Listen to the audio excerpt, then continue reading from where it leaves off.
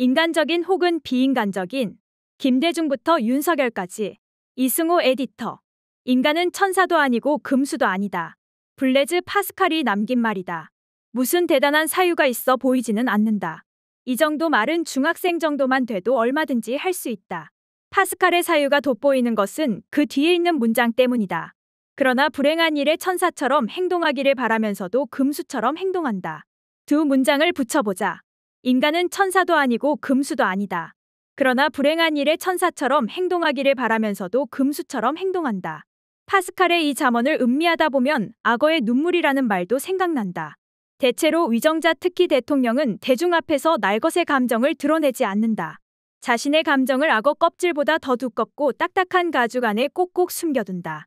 날것을 대중 앞에 쉽사리 내보이는 것이 바람직하지도 않다. 그러나 어느 순간 그들도 의도했든 의도하지 않았든 막 잡힌 생선 같은 날것을 보여줄 때가 있다. 문재인 전 대통령은 지난 19일 더불어민주당 이재명 대표가 입원해 있는 서울 중랑구 녹색병원을 찾았다. 병상에 누운 이 대표는 20일간 계속된 단식으로 초췌한 모습이었다. 머리는 덜 자란 쑥대처럼 잔뜩 헝클어져 있었다. 병실에 들어선 문 전 대통령은 말을 건네기도 전 이 대표의 손부터 잡았다. 그가 내민 손은 오른손이었다. 그리곤 막바로 왼손을 내밀어 이 대표의 머리를 쓰다듬었다. 1초나 될까 싶은 아주 짧은 순간이었다. 이 대표의 나이는 60세, 문 전 대통령은 70세다. 나이가 더 많아도 전직 대통령이어도 설사 친동생이라도 이 대표가 머리 쓰다듬어줄 대상은 아니다. 결례였다. 그러나 아무도 문 전 대통령의 돌출 행동에 대해 시비 걸지 않았다. 쓰러져 누워있는 한 인간을 보고 자기도 모르게 나온 자연스런 행동이었기 때문이다.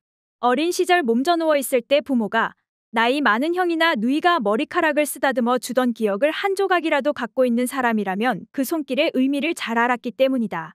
문 대통령은 떠날 때까지 이 대표의 손을 한 번도 놓지 않았다. 두 사람은 입이 아닌 손으로 나눈 말이 더 많았을 것이다. 한 노인이 그냥 아이처럼 펑펑 울었다. 그의 죽음 앞에서 노인은 오열하고 통곡할 뿐이었다. 그렇게 울던 노인의 노무현 추도사는 이러했다. 노무현 대통령, 당신 죽어서도 죽지 마십시오. 우리는 당신이 필요합니다. 당신은 저승에서, 나는 이승에서 우리 모두 힘을 합쳐 민주주의를 지켜냅시다. 그래야 우리가 인생을 살았던 보람이 있지 않겠습니까? 당신같이 유쾌하고 용감하고 그리고 탁월한 식견을 가진 그런 지도자와 한 시대를 같이 했던 것을 나는 아주 큰 보람으로 생각합니다. 저승이 있는지 모르지만 저승이 있다면 거기서도 기어이 만나서 지금까지 하려다 못한 이야기를 나눕시다. 그동안 부디 저승에서라도 끝까지 국민을 지켜주십시오. 위기에 처해 있는 이 나라와 민족을 지켜주십시오. 노무현 사후 김대중 대통령의 건강은 급격히 악화됐다. 결국 노무현의 죽음 87일 만에 그의 곁으로 떠났다. 제 장인은 좌익 활동을 하다 돌아가셨습니다. 그러나 해방되던 해 실명을 하셔서 앞을 보지 못했기 때문에 무슨 일을 얼마나 했는지는 모르겠습니다. 제가 결혼하기 훨씬 전에 돌아가셨는데 저는 이 사실을 알고 아내와 결혼했습니다.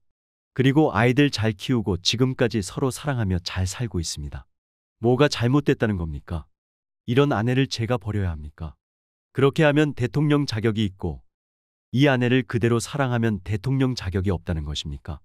여러분이 심판해 주십시오. 그는 울부짖는 한 마리 사자 같았다. 2002년 4월 6일 고 노무현 대통령이 새천년 민주당 당내 대선 후보 경선 때 인천에서 했던 연설은 포효였다. 경쟁자였던 이인재 후보가 노무현 후보 장인의 좌익 전력을 문제 삼아 공격하자 나온 연설이다. 이 연설을 기점으로 이인재 대세론이 무너지기 시작했다. 이인재는 결국 좌초했다. 노무현의 무엇이 사람들의 마음을 움직였던 것일까? 정면 돌판이 뭐니 하는 신문 기사의 분석은 부질없다. 노무현은 그때 자신이 한 여자의 남편이고 두 아이의 아버지인 한 인간이라고 주장했을 뿐이다. 근데 여기 계신 분들 미리 대피가 안 됐나 모르겠네. 저지대다 보니까 도림천 범람이 되면 바로 여기가 직격탄을 맞게 되는구나. 제가 퇴근하면서 보니까 벌써 아래쪽에 있는 아파트들은 침수가 시작이 되더라고. 지난해 8월 10일 침수 피해로 세 모녀가 사망한 서울 관악구 신림동 반지하 주택 현장을 찾은 윤석열 대통령이 한 말이었다. 대통령실은 이 장면을 카드뉴스로 만들어 홍보에 활용했다. 사람들은 그의 말과 카드뉴스에 기겁했다. 조국 전 법무장관은 페이스북의 상상만 해도 끔찍한 참극의 신림동 반지하방 현장에서 찍어 올린 대통령실 홍보 사진을 보니 소름이 끼친다고 했다. 얼마 뒤인 지난해 10월 30일 이태원 참사 현장을 찾은 윤석열 대통령이 또 말했다. 여기서 그렇게 많이 죽었다고 하네? 압사? 뇌진탕? 이런 게 있었겠지. 하나도 달라진 게 없었다. 그 뒤로도